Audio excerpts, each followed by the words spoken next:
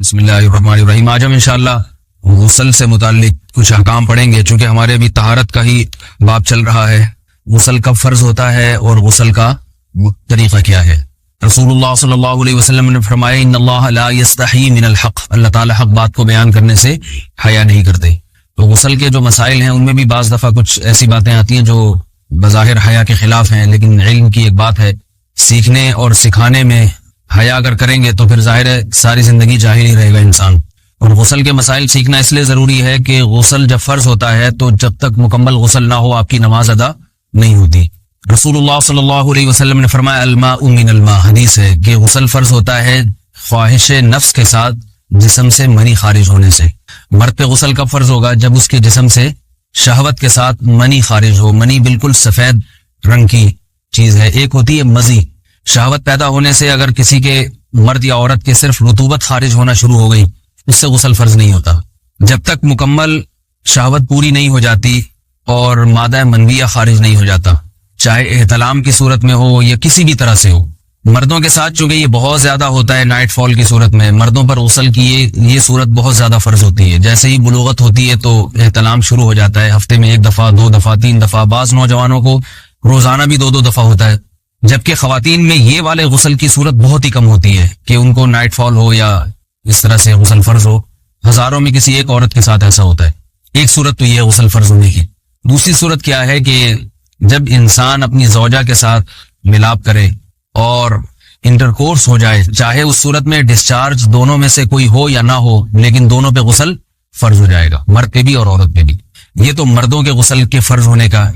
مردوں کے غسل میں ایک چیز یہ بھی ہے کہ اگر آپ نے رات کو نیند کی اور صبح آپ اٹھے اور آپ نے کپڑوں پہ نشان دیکھا، اب آپ کو یہ پتہ نہیں چل رہا کہ یہ منی کا نشان ہے یا مزی کا ہے، تو بھی آپ پر غسل کرنا فرض ہے۔ یہی سمجھا جائے گا کہ یہ آپ خواب میں ڈسچارج ہوئے ہیں۔ عورت پر جو غسل فرض ہوتا ہے ایک اور صورت میں ہوتا ہے کہ جب خواتین کو ایام آنا بند ہو جاتے ہیں، حیض یا نفاس سے جب پاک ہو جائیں، تو بھی ان پہ غسل فرض ہے۔ یہ تو غسل کی فرضیت سے متعلق احکام تھے۔ کچھ چیزیں ایسی ہیں جن میں غسل سنت ہے، فرض نہیں ہے۔ جمعہ کے دن غسل کرنا رسول اللہ صلی اللہ علیہ وسلم نے بہت زیادہ تاکید کی ہے۔ سنت کی 2 قسمیں ہیں، سنت مؤکدہ اور سنت غیر مؤکدہ۔ مؤکدہ وہ ہوتی ہیں کہ جن کو چھوڑنے کا اگر کوئی معمول بنا لے تو گناہ کا خطرہ ہے، اور ایسا شخص قابل ملامت ہے، اسے شریعت ملامت کرتی ہے، برا بھلا کہتی ہے۔ تو غسل سنت مؤکدہ ہے ہفتے میں 1 مرتبہ، چاہے جمعے کے دن ہو یا کسی بھی دن ہو۔ جو مسلمان ہفتے میں 1 دفعہ بھی نہیں نہاتا، وہ کتنا ہی نیٹ کلین ہو، مگر شریعت کی نظر میں وہ قابل ملامت ہے، اسے تانے دینے چاہیے کہ شرم نہیں آتی، ہو مسلمان مگر رہتے ہو بھنگیوں اور چماروں کی طرح۔ ملامت تو اسی کو کہتے ہیں نا۔ اس کی دلیل رسول اللہ صلی اللہ علیہ وسلم نے فرمایا، صحیح حدیث ہے، حق علی کل مسلم ان یغتسل کل اسبوع مرۃ، کہ ہر مسلمان پر لازم ہے کہ وہ ہفتے میں کم از کم 1 مرتبہ غسل کرے۔ ہر مسلمان پر لازم ہے، چاہے اس پہ غسل فرض نہ بھی ہے۔ اور کس دن بہتر ہے؟ جمعہ کے دن۔ نبی صلی اللہ علیہ وسلم نے حکم دیا ہے کہ جمعے کے دن غسل کیا جائے۔ امام احمد ابن حنبل کا مذہب یہ ہے کہ جمعے کے دن غسل کرنا واجب ہے، صرف سنت نہیں ہے بلکہ واجب ہے، لیکن جمہور کا مذہب یہ ہے کہ سنت عمل ہے۔ غیر مسلم جب اسلام قبول کرتا ہے تو اس وقت بھی اس کے لیے غسل کرنا سنت ہے۔ جب ہم مردے کو نہلاتے ہیں تو جو مردے کو نہلائے اس کے لیے بھی خود غسل کرنا افضل ہے، سنت عمل ہے۔ عید کے دن غسل کرنا سنت عمل ہے۔ تو یہ وہ تمام مواقع ہیں جن میں غسل کرنا رسول اللہ صلی اللہ علیہ وسلم کی سنت ہے۔ غسل کا طریقہ کیا ہے؟ غسل میں 3 چیزیں فرض ہیں، منہ بھر کے قلی کرنا، ناک میں پانی ڈالنا کہ ناک کی جو نرم جگہ ہے یہ اچھی طرح تر ہو جائے، اور پورے جسم پہ 1 مرتبہ پانی بہا دینا کہ جسم میں بال کے برابر جگہ بھی خشک نہ رہے۔ یہ تو ہے فرض، یعنی یہ کام کسی نے کسی بھی طرح سے کر لیا تو غسل ادا ہو جائے گا، چاہے اس کی نیت غسل کی تھی یا نہیں تھی۔ کوئی آدمی چلتا ہوا جا رہا ہے، پھسل کے تالاب میں گر گیا، پورے غوطے کھا کے باہر نکلا، قلی کر لے اور ناک میں پانی ڈال لے تو غسل اس کا ادا ہو جائے گا۔ البتہ چونکہ نیت نہیں تھی لہذا غسل کا ثواب نہیں ملے گا، ثواب نیت کے بغیر نہیں ملتا انسان۔ دلائل اس کے الگ موضوع ہے کہ اس کی دلیل کیا ہے کہ بغیر نیت کے بھی غسل ہو جاتا ہے، لیکن میں نے بتایا دلائل کا سیشن نہیں ہے، اس میں پھر بات لمبی ہو جائے گی۔ تو یہ تو ہے فرض، پورے جسم پہ پانی بہانا، کلی اور ناک میں پانی۔ سنت طریقہ کیا ہے؟ رسول اللہ صلی اللہ علیہ وسلم غسل کیسے کرتے تھے؟ سنت طریقہ جس پہ جو اختیار کرنا چاہیے وہ طریقہ یہ ہے کہ جب آپ غسل کے لیے بیٹھیں تو سب سے پہلے وہ جگہ دھوئیں جہاں نجاست اور ناپاکی لگی ہوئی ہے. نائٹ فال ہوا, کسی کو احتلام ہوا, تو جہاں جہاں گندگی لگی ہے پہلے اس جگہ کو دھوئیں. استنجا کریں, شرمگاہ کو دھوئیں اچھی طرح. سمجھ رہے ہیں بات کو؟ اس کے بعد ہاتھ دھوئیں اور مکمل وضو کریں جیسے ہم عام حالات میں وضو کرتے ہیں. مکمل وضو کرنے کے بعد دائیں کندھے پہ پانی ڈالا, لیفٹ سائڈ پہ پانی ڈالا.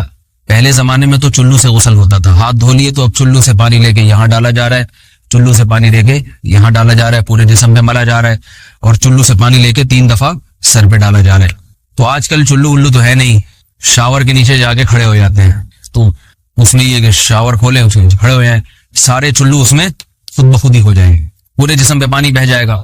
نبی صلی اللہ علیہ وسلم کے دور میں یہ جدید چیزیں نہیں تھی, شیمپو اور صابن. تو آپ صلی اللہ علیہ وسلم بیری کے پتوں سے غسل کی ترغیب دیا کرتے تھے. بیری کے پتوں کو اگر پانی میں پکایا جائے تو پانی میں میل کچیل صاف کرنے کی صلاحیت بہت بڑھ جاتی ہے.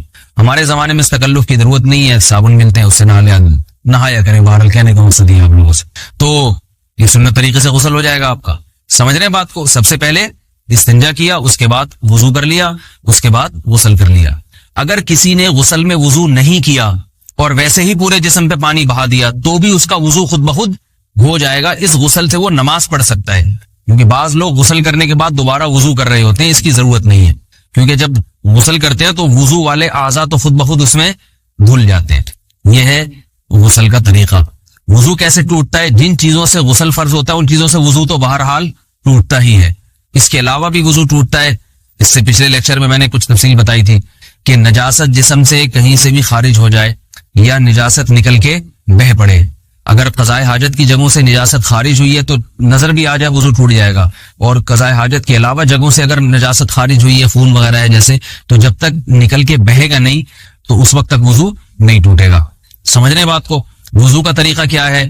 سب سے پہلے دونوں ہاتھوں کو دھویا جائے, 3 دفعہ کلی کی جائے, مسواک کی جائے, 3 دفعہ ناک میں پانی ڈالا جائے. پھر پورے چہرے کو, پیشانی یہ جو ہے جہاں سے پیشانی ہماری شروع ہو رہی ہے اور تھوڑی کے نیچے تھوڑی جہاں ختم ہو رہی ہے, اور ایک کان کی لو سے دوسرے کان کی لو تک 4 اعضاء ہیں وضو میں دھونا فرض ہیں. 1 چہرہ, نمبر 2 بازو, نمبر 3 سر کا مسا, چوتھائی سر, اور نمبر 4 پاؤں کو دھونا. اس کی دلیل قرآن مجید کی مشہور آیت ہے فَاغْسِلُوا وُجُوهَكُمْ وَأَيْدِيَكُمْ إِلَى الْمَرَافِقِ. اللہ فرماتے ہیں ایمان والو, جب نماز کا ارادہ ہو تو اپنے چہروں کو اور اپنے ہاتھوں کو دھو, سر کا مسا کرو اور پاؤں کو ٹخنوں سمیت دھو. دھونے کا حکم ہے قرآن مجید میں. البتہ سر کے بارے میں یہ نہیں ہے پورے سر کا مسا کرو, بلکہ آ رہا ہے وَامْسَحُوا بِرُؤُوسِكُمْ. با کا لفظ ہے, با آتی ہے تبعیض کے لیے کہ سر کے بعض حصے کا مسا. اب بعض حصے کا قرآن حدیث میں کہیں تذکرہ نہیں ہے, تو اس میں فقہاء کرام کے اجتہادات ہیں. امام شافعی فرماتے ہیں تھوڑا سا بھی ٹچ کر لیا سر کو ہو جائے گا. امام ابو حنیفہ فرماتے ہیں نہیں, کم از کم 1/4 کا ہونا ضروری ہے. سب کے اپنے اپنے دلائل ہیں, ان دلائل میں نہیں جاتا. فقہ حنفی کو جو فالو کرنے والے ہیں تو ان کو چاہیے کم از کم 1/4 سر کا مسا, یہ فرض ہونے کے لیے ضروری. مگر سنت کیا ہے؟ پورے سر کا مسا. نبی صلی اللہ علیہ وسلم دونوں ہاتھوں کو بھگو کے پورے سر کا مسا کرتے تھے. سمجھ رہے بات کو؟ اور مسا کے جو یہ ٹیکنیکل طریقے ہیں کہ آپ یوں پہلے انگلی بنائیں, پھر یوں لے کر جائیں, پھر یوں گھما کے لائیں, پھر یوں, یہ ٹیکنیکل طریقے حدیث سے ثابت نہیں. مسا کا طریقہ کیا ہے؟ بھیگا ہوا ہاتھ لے کے ایسے پورے سر کو ہو گیا. پھر حدیث میں یہ بھی ہے کہ یوں لے جاؤ, اور یہ بھی ہے کہ 2 واپس بھی لے کر آؤ, دونوں طرح سے ثابت. تو ایسے بھی کر سکتے ہیں کہ یوں لے جائیں, اور ایسے بھی کر سکتے ہیں لے کے جائیں اور پھر واپس بھی لے آئیں, دونوں طریقے جائز ہیں. لیکن کم از کم سنت اتنی ہے کہ پورے سر کا مسا ہونا چاہیے. بعض لوگوں کو شو مارنے کا شوق ہوتا ہے, اگر وہ واپس لائیں تو بال ان کے خراب ہو جاتے ہیں, کہتے ہیں یار یہ پھر مسئلہ خراب ہو جائے گا. تو پھر ایسے لوگ صرف یوں ہی لے جائیں کافی ہے. افضل تو یہ کہ یوں بھی لے جائیں, یوں بھی لے جائیں, دونوں طرح سے صحیح ہے. بہرحال دونوں حدیث سے ثابت ہیں. سمجھ رہے بات کو؟ اور یہاں ایک اہم مسئلہ بتا دوں, قرآن مجید نے پاؤں کو دھونے کا حکم دیا ہے, پاؤں پہ مسا کرنے کا حکم نہیں دیا. اور حدیث میں خفین پر مسا کرنے کا حکم ہے. تو قرآن اور حدیث کو فقہاء نے جمع کیا ہے. لہذا وہ موزے جن میں آسانی سے پاؤں دھوئے جا سکتے ہیں ان میں چاروں ائمہ کے نزدیک پاؤں پہ مسا کرنا جائز نہیں. سعودی عرب میں جو بعض سلفی حضرات اور یہاں ہمارے یہاں بھی اہل حدیث حضرات نے عام موزوں پر بھی جو مسا کی ایک روایت ڈال دی ہے, اسلاف میں, تابعین, تبع تابعین میں اور چاروں ائمہ کے مذاہب میں اس کا ثبوت نہیں ملتا. اگر اسلاف میں کوئی قائل بھی ہے تو ایک شاذ قول, اکا دکا قول ملتا ہے, ورنہ یہ ائمہ اربعہ کے مذہب کے خلاف ہے. اور جو احادیث جو نقل ہوتی ہیں صحیح سند کے ساتھ ان کے بھی خلاف اور قرآن کی آیت کے بھی خلاف ہے. اس لیے کسی نے عام ساکس پہ اگر مسا کر لیا, جو عام طور پہ آفس پہن کے جاتے ہیں لوگ, اس میں تو پاؤں, آپ اگر ساکس کو پانی کے نیچے رکھیں پورا پاؤں دھل جائے گا آرام سے, تو وہاں کیا ہو رہا ہے کہ قرآن مجید کے حکم کی مخالفت لازم آ رہی ہے، آپ پاؤں دھو نہیں رہے، تو اس لیے ہم یہ سمجھتے ہیں کہ اس صورت میں نماز ادا نہیں ہوگی۔ سعودی عرب میں بعض سلفی حضرات نماز پڑھاتے ہیں، وہ ایسے ہی کرتے ہیں کہ عام ساکس پہ مسا کر کے نماز پڑھا لیتے ہیں، تو فتویٰ اسی پر ہے کہ ان کی اگر کسی کو یقین ہے کہ اس نے عام ساکس پہ مسا کر کے نماز پڑھائی ہے تو اس کے پیچھے نماز ادا نہیں ہوگی، کیونکہ قرآن کے مطابق اس کا وضو ہوا ہی نہیں ہے۔